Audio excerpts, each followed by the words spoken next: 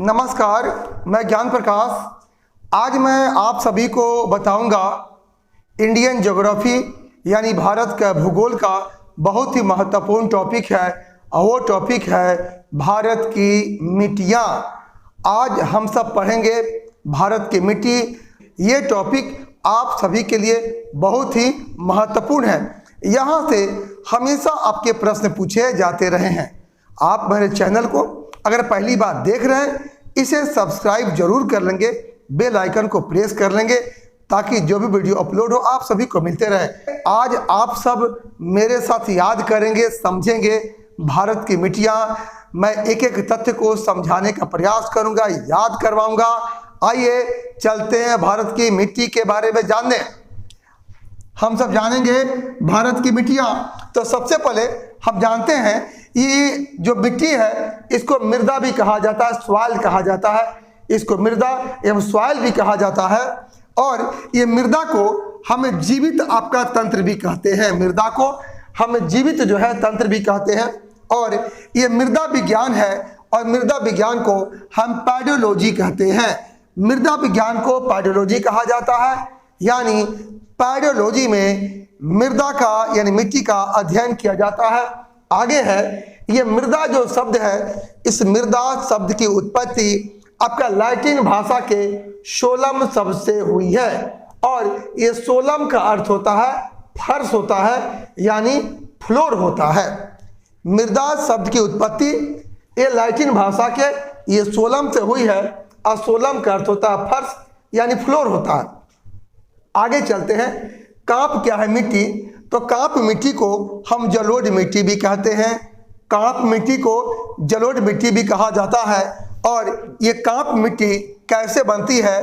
तो कांप मिट्टी नदियों द्वारा अपरदित पदार्थ से बनी होती है।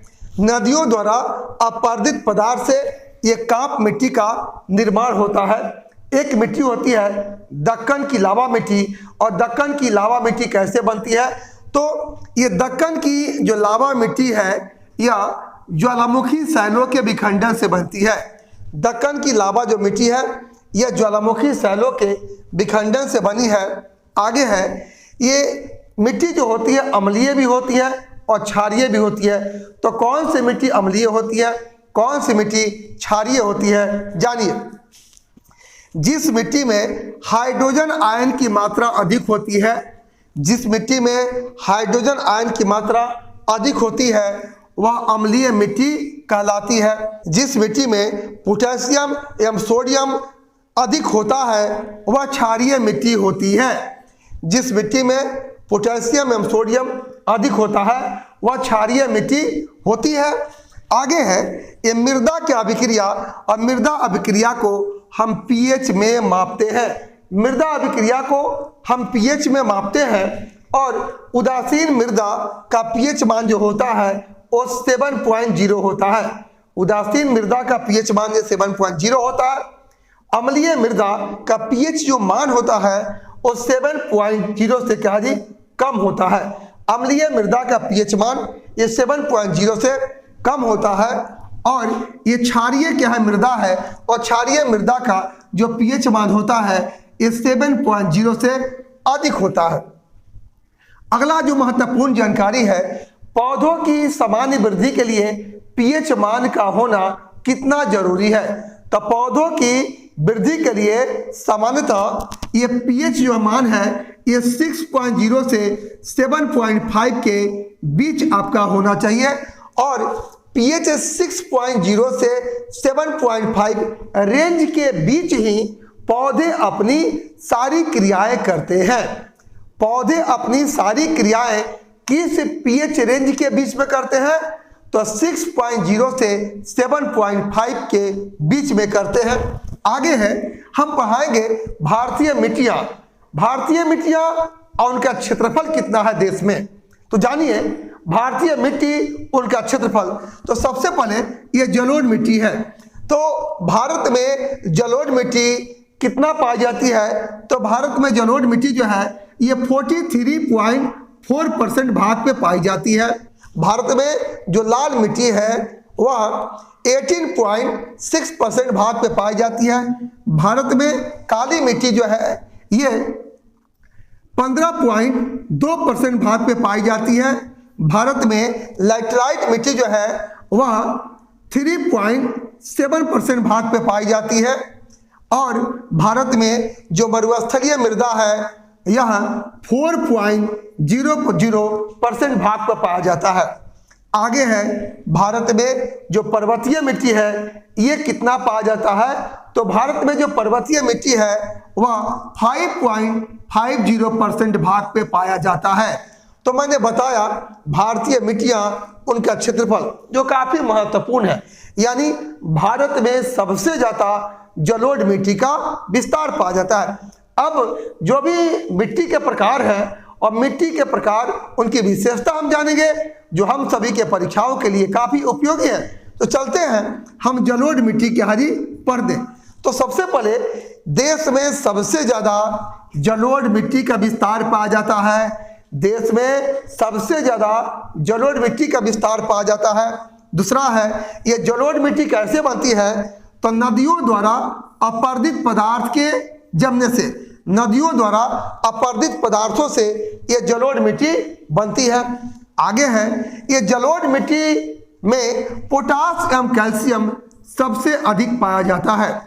जलोढ़ मिट्टी में पोटास एवं कैल्शियम ये अधिक पाया जाता है। आगे है बांगर एवं खादर मिट्टी। बांगर एवं खादर ये जलोढ़ मिट्टी के प्रकार है।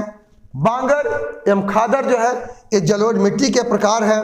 आगे है पुराने जलोढ़ मिट्टी। अब पुराने जलोढ़ मिट्टी को ये बांगर कहा जाता है, नए जलोढ़ मिट्टी को ये खादर कहा जाता है।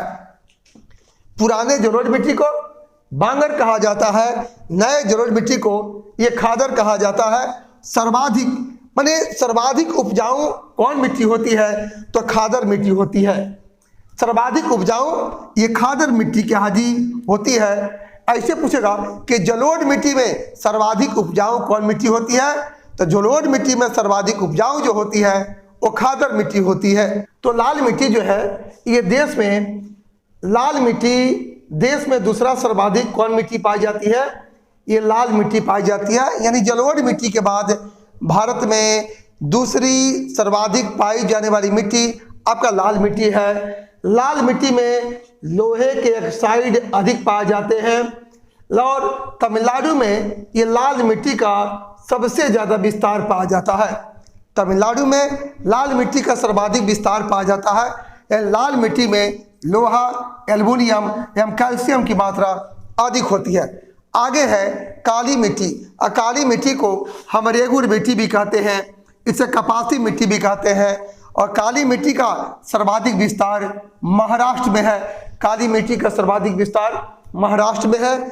आगे है काली मिट्टी में ये जल धारण करने की क्षमता अधिक होती है। काली मिट्टी में जल धारण करने की क्षमता अधिक होती है। और काली मिट्टी में आयरन यानी लोहा अधिक पाया जाता है। काली मिट्टी में आयरन यानी लोहा अधिक पाया जाता है। और बेसाल्ट आपका चट्टान है और बेसाल्ट चट्टान के क्षरण से काली मिट्टी बनती है। आग्नेय चट्टान को हम प्राथमिक चट्टान कहते हैं और आग्नेय चट्टान के जब क्षरण होता है तो बेसाल्ट चट्टान बनता है। अब बेसाल्ट चट्टान के क्षरण से काली मिट्टी बनती है। बेसाल्ट चट्टान के क्षरण से काली मिट्टी बनती है। और काली मिट्टी जो होती है ये कपास के लिए उपयोगी होती है। आगे है ये लैटराइट क्या है मिट्टी है, और लैटराइट मिट्टी में लोहे के ऑक्साइड अधिक पाए जाते हैं। और केरल, महाराष्ट्र और असम में, केरल, महाराष्ट्र, असम में लैटराइट मिट्टी अधिक पाई जाती है। और ये चाय के लिए लैटराइट मिट्टी उपयोगी होती है। चाय की खेती के लिए लैटराइट मिट्टी उपयोगी होती है। मकान बनाने में लैटराइट मिट्टी का उपयोग किया जाता है। मकान बनाने में भी लैटराइट मिट्टी का उपयोग किया जाता है। आगे है ये मरुस्थलीय क्या है मिट्टी है, और मरुस्थलीय मिट्टी का विस्तार कहाँ है, तो राजस्थान में है, हरियाणा में है और दक्षिणी क्या है पंजाब में है।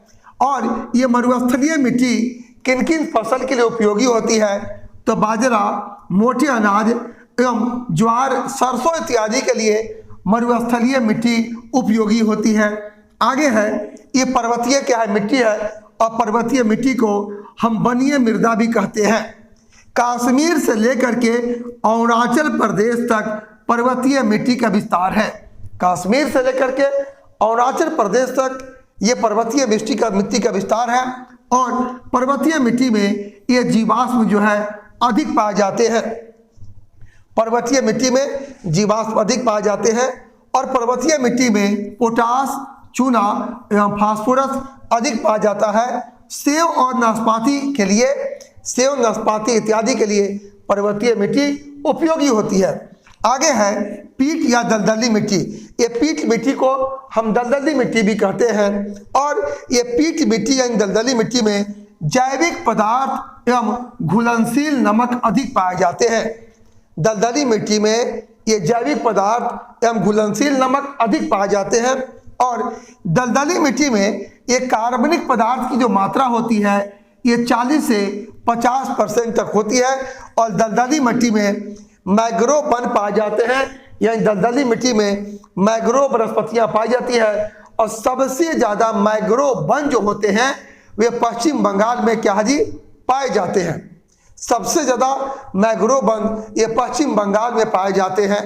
अब आइए हम जानते हैं लवणीय मिट्टी।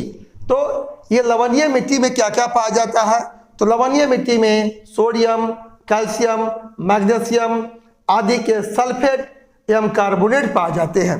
अगला है ये लवणीय मिट्टी जो होती है, सर्वाधिक लवणीय मिट्टी कहाँ पाई जाती है, तो सर्वाधिक लवणीय मिट्टी ये गुजरात में, गुजरात के कच्छ के रण में पाई जाती है। और आगे है जिप्सम जो है, जिप्सम का उपयोग कर लवणीय मिट्टी को कृषि योग्य बनाया जा सकता है। जिप्सम का उपयोग कर लवणीय मिट्टी को कृषि योग्य जो है बनाया जाता है। उत्तर प्रदेश में लवणीय मिट्टी को रेह या ऊसर कहते हैं। उत्तर प्रदेश में लवणीय मिट्टी को रेह या ऊसर कहा जाता है। बिहार में लवणीय मिट्टी को चोपन कहा जाता है। हरियाणा में लवणीय मिट्टी को ये कल्लर कहा जाता है। केरल में लवणीय मिट्टी को कारी कहा जाता है, और गुजरात में लवणीय मिट्टी को लोपा कहा जाता है। तो आज मैंने आप सभी को भारत की मिट्टी के विषय में महत्वपूर्ण आपको जानकारी दिया। ये टॉपिक आप सभी के परीक्षाओं के लिए काफ़ी उपयोगी है। ये वीडियो आपको कैसा लगा कमेंट बॉक्स में ज़रूर कमेंट करेंगे, लाइक करेंगे, और जितना से जितना हो सके शेयर करेंगे, ताकि इस ज्ञान का लाभ आपके दोस्तों को, मित्रों को मिल सके। पुनः मिलूंगा एक महत्वपूर्ण टॉपिक के साथ। आप सभी को ज्ञान प्रकाश का बहुत बहुत धन्यवाद।